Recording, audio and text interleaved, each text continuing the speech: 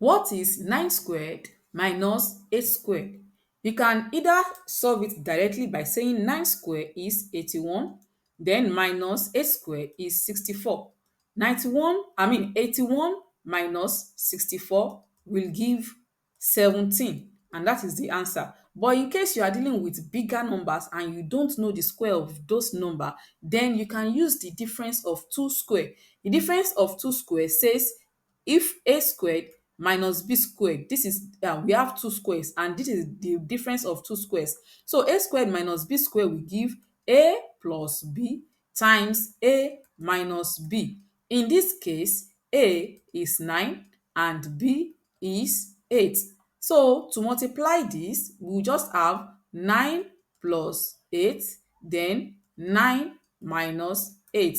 9 plus 8 is 17, then times 9 minus 8 is 1. 17 times 1 will give 17. Which of these methods do you prefer to use? Which one did you use? Let me know in the comments.